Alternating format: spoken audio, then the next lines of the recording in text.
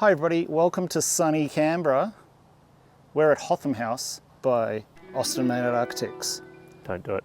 The greatest architects in the world. Can you make it so the words come flying down and I capture them like that? How about, wait. No. Fuck's sake. Jesus. Roll intro.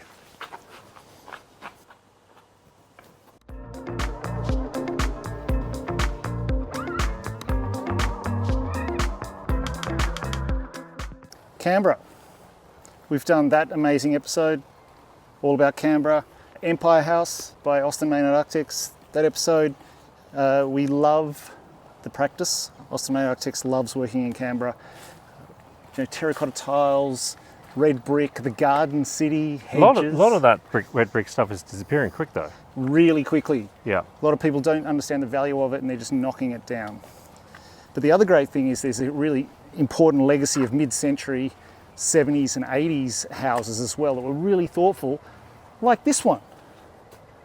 Bert Reed in the 80s at some point, and this is directly over the road from the house that we built, Hotham House, that this video is about.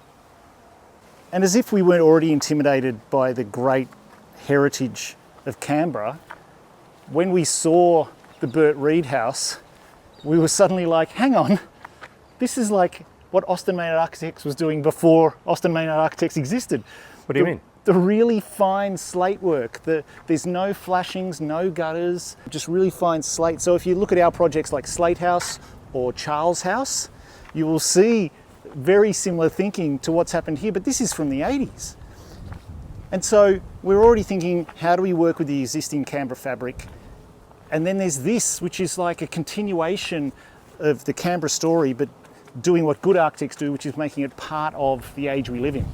You've got the beautiful Bert Reed house, the hedges, the lovely context, and then you've got Hotham House. Oh, there it is.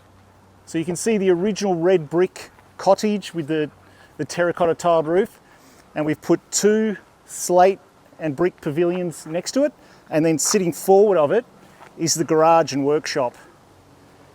And that's slate as well, except for where the garage door is, because slate's too heavy for a garage door. So we've used timber, but it's kind of hidden. You can see that it's hidden by the lines that we've used, the gap between the slate, the timber, and then those side joins of the garage door. Is it a datum? Because often you work with a datum. It is a datum, but you'll see the way that it's built when we come around the side, it's actually a datum to one layer of slate. And we've done that deliberately because we wanted to put in this gutter to capture a lot of the water off there to store it to use in the significant gardens. So garage pavilion, that's actually separate from the house. You have to walk then into it where we've got the laundry, two young kids in the house, so shoes off and things like that. And then clear breaks in between the three main forms. I really love slate. Like for some people it's like, oh, why do you want to use something black? But look what the light does in slate. There's something sort of, this crystal sort of crystalline material. So when it gets dark, it gets very dark. And then at other times it brightens up in the sunshine. And you get these really sharp points. So it's like a material that's really alive, even though it's ancient stone. So we come through the front gate. On axis. On axes. The original front door. But we'll actually have a look down this way because this is sort of the family entrance. Look at that brickwork. Here, Yeah. when I first arrived, isn't that subtle? Like it's just 10 mil difference, the most subtle little bit of decoration, a little bit Art Deco. And I like that little pointy bit in the concrete as well. Yeah, it really makes the formality of the axes. But when I saw this, it really made me think about using really simple materials and just layering them together, which hopefully is what we've pulled off in the rest of the house. Just the layering of the slate coming over like a sheath over the brickwork. You can go down in between the gap between the new and the old, where you get this great bridge over the top of the pond. But the reality is, we have these formal sort of axial entries, but realistically, most of the time you're coming home on your bicycle and putting it in the garage or the car, and you've got your two young kids, so you don't use that way very much. So we've designed it so that it's incredibly easy to come in this way. And this is the old school thinking of a mudroom. Koya mat. I know that house. Have you seen this before? Greatest architects in the world. That episode. Koya mat, wipe your shoes off. The kids are grubby after school. That goes there. You got your. They sit down here, take off their raincoats, umbrellas, chuck some dirty stuff in the laundry. This is how you arrive into a house properly. And as you come through, you're presented with brickwork. Worked really hard to have this spine running straight through the house that's dictated by the original corridor of the house. Brick on either side, so am I inside, am I outside? You know, is that the outside of the building? Well, of course it's not, the sliders are, but it's a way of tying together the fireplace, the outdoor space, and the new area. Let's go outside. Oh yeah, let's go have a look. Now we're in the backyard, Kev, and you can see the original 1930s house, and then on either end we've got the new pavilions, and you notice that the angle of the roof is identical Oh yeah. to the original house. And I noticed that's slatted. Yeah, so we've got the bedrooms at that wing, and then on this side the same sort of form, but it's just slatted and open to the elements because that's an outdoor sitting space. Big sliders that allow you to connect into a play area, which is essentially the guest suite as well. Look at that dapple light coming there. Oh, earlier today there were just stripes of light coming and going right over that fireplace too, and it was just gorgeous watching the light dance through here. That's a very sculptural fireplace. It is. In Canberra there's freezing winters, incredibly hot summers, and big diurnal shifts from day to night in temperatures. So we just thought it'd be really lovely to have a little fireplace there, somewhere you could just sneak outside and enjoy, you know, the chillier nights. Is that a pond? That's a pond. So that's in the gap between the old building and the new building, and you can see how hard we've worked to really try and make that transparent. You get... Oh, it's a bridge. You can see through it. Yeah. So there's a pond that goes in, there's fish in there, and we've actually used the same... Stone. The stone, the crazy paving is the outside. So what we're really signifying is are you really inside yet? And that happens in between the new and the old. And the tree out there in the street is actually framed. Yep. And we worked really hard, like in Garden House in that episode, mapping the existing significant vegetation, working with it rather than getting rid of it. That's the kitchen there. So And that faces north. that faces That north. corner. And it looks directly into the pool. 2 young kids, so the pairs get a good amount of surveillance into the backyard. For the Americans, pairs means parents. Hashtag parents.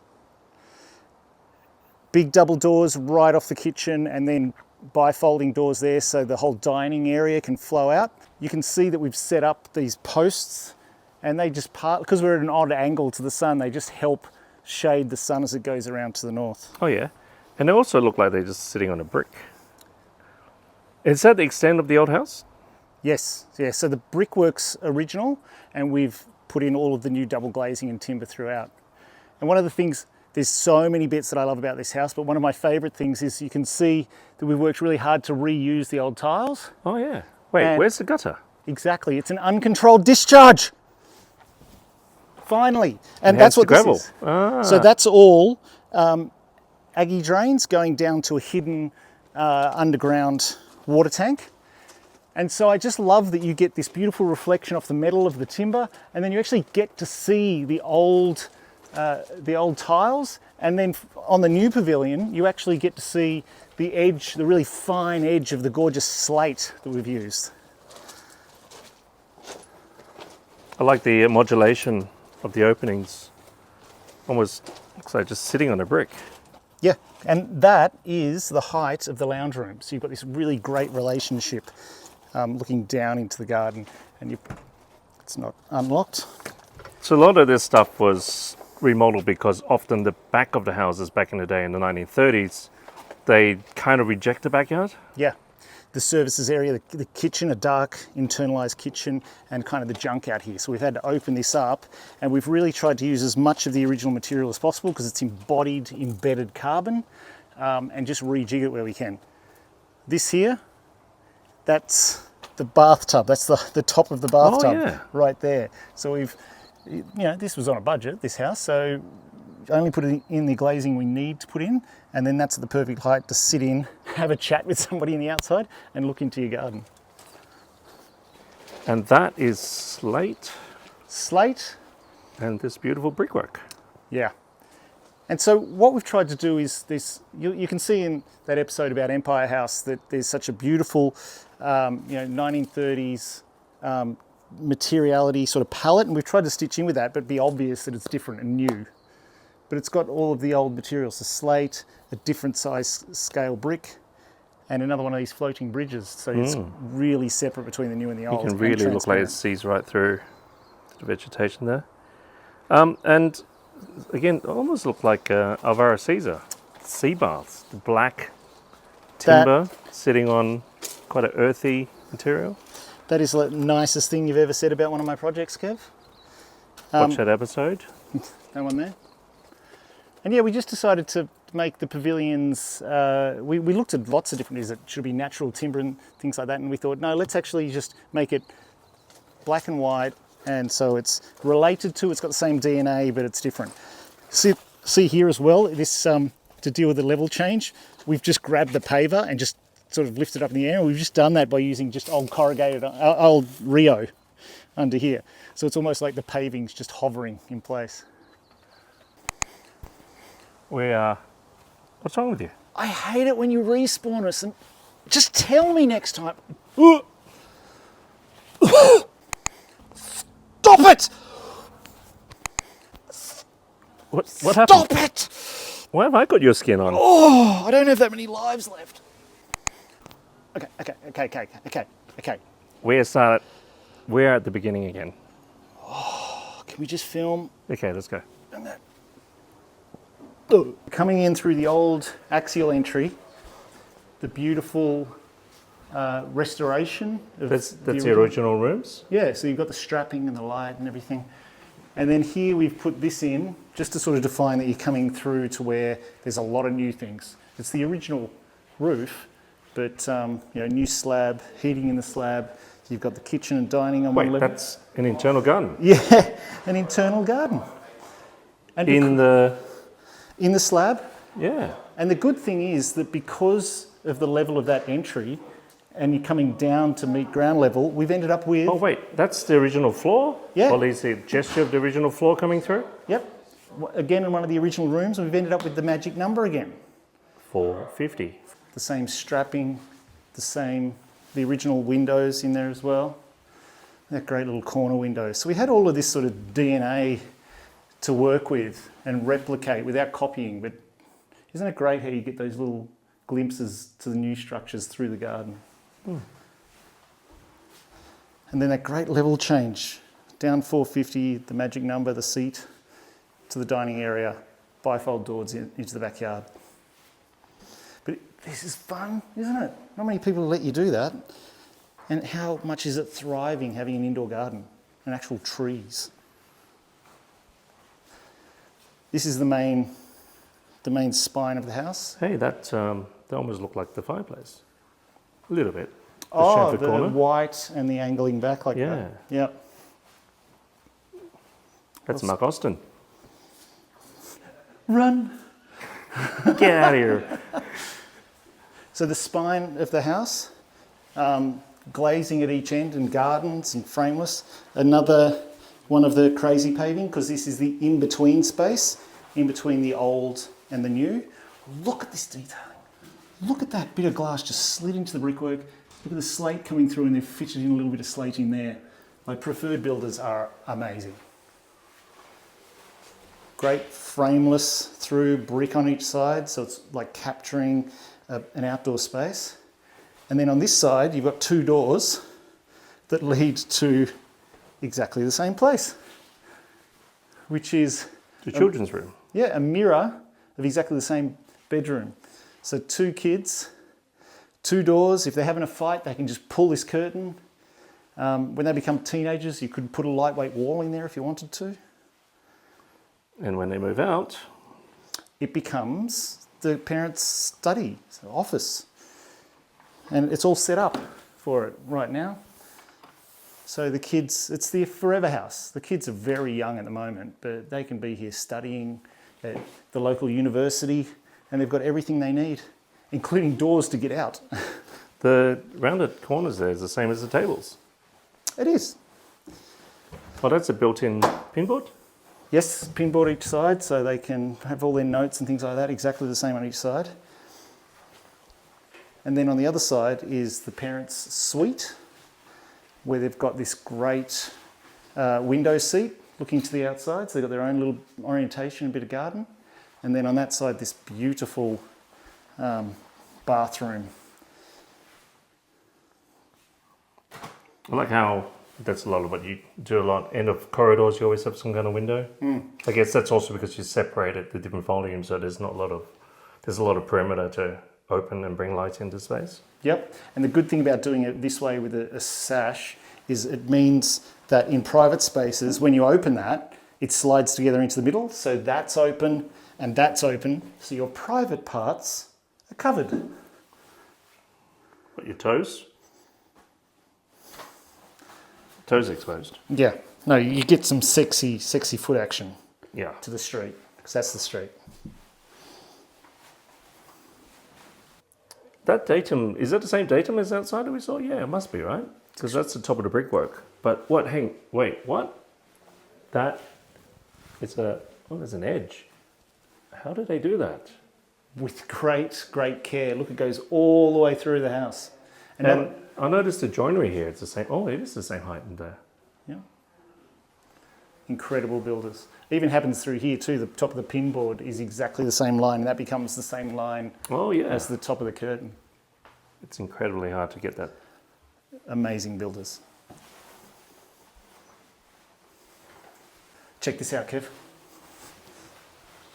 Oh! Wait, that's like an alto pool. It looks like an alto pool, doesn't it?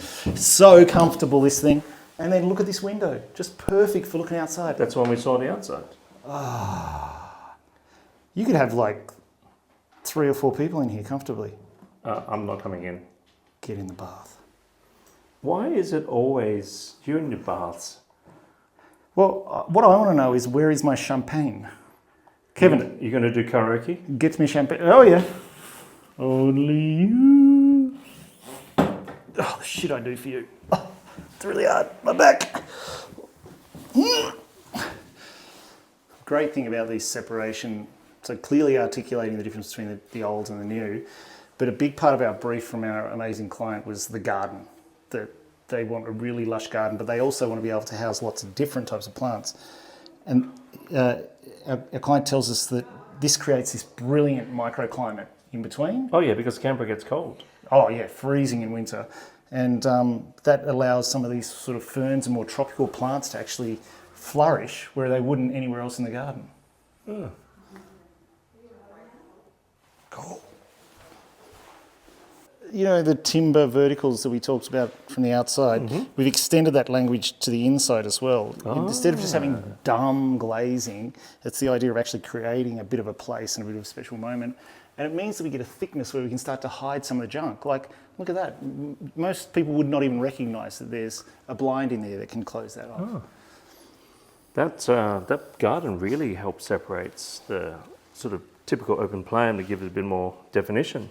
Yeah, so it becomes the wall between the dining and the living room. The other thing it does is, because it's a vaulted ceiling, it used to be a flat ceiling, we've opened all that up, it actually helps break down the sound a bit as well. Otherwise this would be very echoey.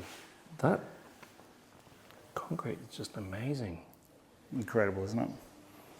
The client went and bought a table that's of the same sort of timber as the old floor, which is amazing. And then this beautiful, lollies! Stealing lollies.